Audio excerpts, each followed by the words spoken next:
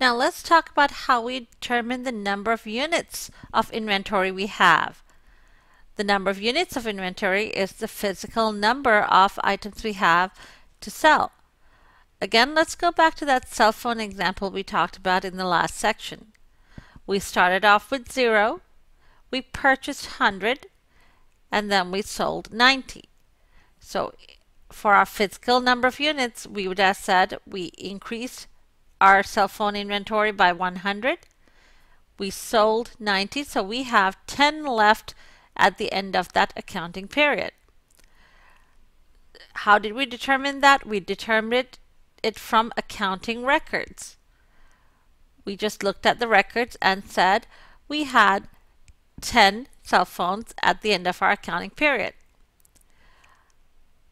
At the end of every year, just before you prepare your financial statements, the inventory that you have determined from your accounting records has to be verified by doing a physical count.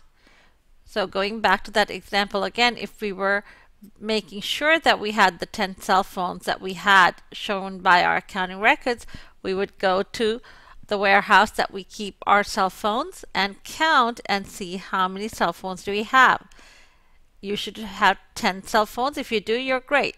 If not, that means your accounting records and your physical count are different, and you've got to investigate why they're different and then finally write it down to what is evidenced by your physical count at the end of the year. It could be that something got stolen, then you didn't know. If it got stolen, then you have to write it off. So you have to make sure that your accounting records match your physical count at the end of the year. Now think about all those companies that have inventory. For example, let's take Walmart.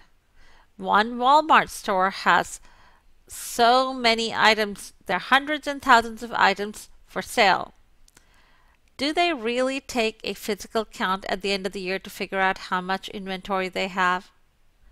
Yes, they do. It does not matter how much inventory you have to verify it. You have to evidence it by doing a physical count at the end of the year. Whenever you're doing a physical count, you need to keep track of consigned goods. Consigned goods are goods that a company holds for another company. And if the goods that you are holding are not your goods, then you should not include those on your physical count. For example, let's say that Walmart agreed to keep Dell computers on their electronics area and sell them for Dell, and in return Walmart would charge a consignment fee. They would charge a fee for renting out their space to display those Dell computers, and every time they sell a computer they will keep a fee that covers their expenses. Those computers are not owned by Walmart. Those are Dell's computers. So whenever Walmart is doing a physical count at the end of the year, they need to make sure that those Dell computers that are in their stores but not owned by them, they're held on consignment for another company, are not included in the physical count. On the other hand, Dell, who has consigned those computers out to Walmart, needs to make sure that they include the computers that are in Walmart in Dell's inventory at the end of the year. So Dell has computers out on consignment at Walmart. Dell needs to send somebody out to Walmart and make sure that the computers that are there in Walmart is included in Dell's physical inventory at the end of the year. In addition to consigned goods, you need to take a look at goods that are in transit. In transit, goods are being shipped from the seller to the buyer's place of business. Whether or not you include those goods in your physical count at the end of the year depends on shipping terms. We're going to talk about two types of shipping terms. The first is free on board shipping point, and the second one is free on board destination. FOB stands for free on board. If your shipping terms are FOB shipping point, then you own the goods the minute those goods leave the seller's place of business.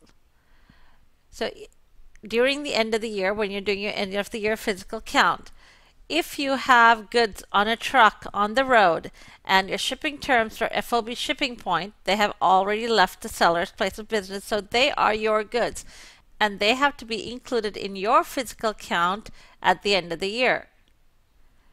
If the shipping terms are FOB destination, legal title passes to the purchaser when items arrive at the purchaser's receiving dock, so at your place of business. If at the date you take your physical count, the goods are still in a truck and your shipping terms are FOB destination, you do not include those on your physical count because they're not yours yet. They become yours when they arrive at your place of business. The value of those goods in that truck are the seller's. The seller needs to make sure that they include the value of those goods in the seller's inventory count at the end of the year. Next, we're going to talk about inventory accounting systems. There are two types of systems: perpetual inventory system and a periodic inventory system. Most companies use perpetual inventory system nowadays. They're used for all types of goods, and what they do is they keep a running total of all goods bought, sold, and on hand. Inventory is counted at least once a year if you're using a perpetual inventory system. Again, the perpetual inventory system updates all your accounting records for all items that you've bought, sold, and how much you have on hand in inventory. And they do that by using a barcode system. Typically, they'll have a barcode on each product, so every time you purchase goods, they'll scan the barcodes. That will increase your inventory. Every time you sell items, they will scan those barcodes, they will decrease your inventory, and then you can figure out how much you have on hand. But to verify your accounting records, you have to count your inventory at least once a year. A periodic inventory system is a little different. Typically, you use it for inexpensive goods like nuts, bolts, pencils, pens, and they do not keep a running total of all the goods bought, sold, and on hand. What they do is they update their accounting records periodically. So maybe once a month, once a week, you would update what you have bought, sold, and therefore you would calculate how much inventory you have on hand. To verify that your accounting records are accurate, even if you're using a periodic inventory system, you still have to count your inventory at least once a year. So you still have to do a physical inventory count, whether you have a perpetual inventory system or a periodic inventory system. A lot of you are used to seeing perpetual inventory system. That is where I said barcodes are there on products to provide information to record the sale of the item and also to update the inventory when you sell the item. Places like Walmart, JCPenney, Kroger all use perpetual inventory system. Every time the cashier scans an item, it records two entries. It records the revenue and the asset that you receive, which is either cash or a receivable. And then it also records the cost of goods sold, and then it takes it away from inventory. That is a perpetual inventory system. We use the barcodes to update our inventory system.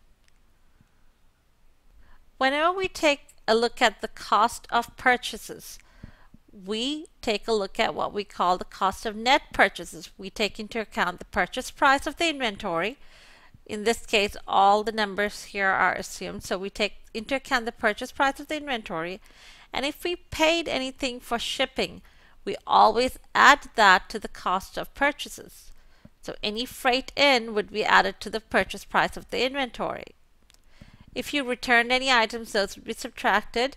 If you got any allowances, such as it was late to get delivered or there was a problem with the order, sometimes a seller may give an allowance. Those would also be subtracted. And then purchase discounts that you received would also be subtracted. In business, discounts are typically for paying your balances early. So let's say it was a credit sale, which had a 30-day repayment. So you bought goods on credit and you were allowed 30 days to pay for them. But let's say you paid early. Let's say you paid within the first 10 days. The seller would give you about a 1 or 2% discount on your balance, and that would be shown as purchase discounts.